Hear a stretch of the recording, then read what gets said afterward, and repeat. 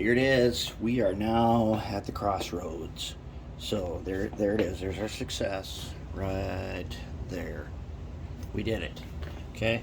So we scratch built a couple trucks. We got a good 24 bolt motor on here. We could slap a decoder on this and slap some shells and stuff on it. And man, that'd be enough right there. We could make that good enough to get a merit award for the contest. It's not good enough. It just isn't. And so here's the thing. You know, it's okay. It works, and we've learned a lot, and that's great. But it's not good enough. We got to do better. It's no longer about winning the contest. It's no longer about qualifying for Master Builder of Locomotives. Now it has become a personal challenge, and it's because you guys keep telling me to keep going. We got to do better. We got to do better. We want to make 5 locomotives, and one of those is going to be a pair, probably something like that, because of special exception rule. We got Mr. Mighty Calf here.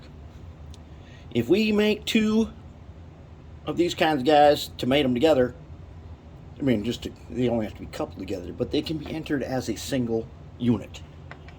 And I think we're going to do that. But then what about the other 4? Well, we know one of them has got to be Mr. Alligator. And because of our success using this green paint here, this gave me the idea that Mr. Alligator here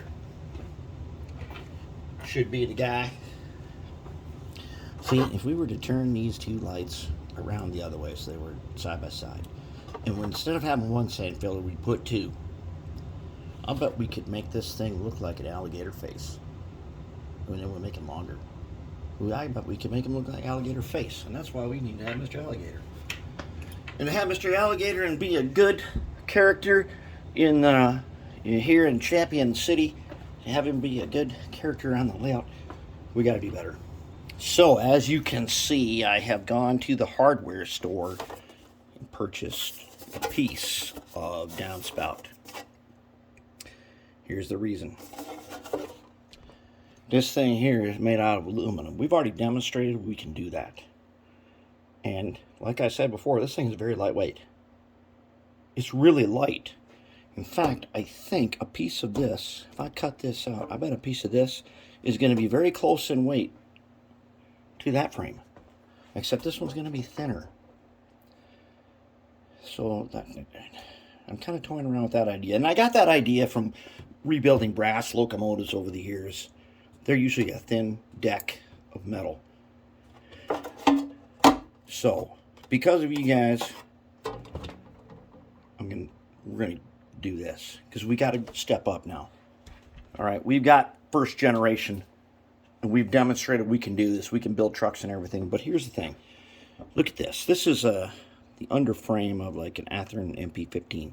See this narrow opening? Our truck is just a bit too wide for this. So we're going to redesign this guy. Now that we've got our gear train, and I have it saved in the drawing program, I can redo this. And I think I can make him much thinner. And in fact, I was struggling with keeping the pins in place. So I was gluing on this some bubble wrap to keep the pins in there. I'm thinking, well, now that I've got loaded right now on the laser some very thin acrylic, I bet I could remake this, put the copper strip on it, and then bond it to the gear tower.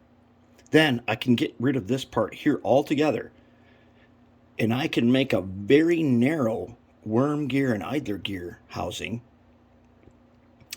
and I could bond one opposite size, something like that, so it fits a super narrow opening like this. Because we got to make the 15-inch radius. That's what we do around here. No matter how big the locomotive, got to make the 15-inch. So that's what we're going to do. We're going to do something with this. And listen, it's only because of you guys. I don't just quit and give up. You know how easy that would be just to quit? Easy. You guys keep pushing me. So our lab book is filled. You know what happens? Some manufacturer got a hold of this. You know how much stuff that we have recorded in these books? A lot. And They would steal everything that we have learned. And there's no way they can recreate what we have learned unless they went through this whole thing just like you did. There's no way they can do it unless they got a hold of that book there. So I'm going to start breaking this down. Flatten her out, roll it. And out of this thing, I could probably get 10 frames out of here. We only need 6. This was like $7. We're going to see what we can do. We got to get a little more serious, and we got to refine what we've done. That's where we're at. Now we got to get to it and stay motivated, because we're at the point, 6 weeks to go. It's very easy to think about quitting. So we got to stay the course, and it's because you guys keep pushing me. So we are going to push forward, and we're going to keep going. We've done great stuff. Let's keep it up.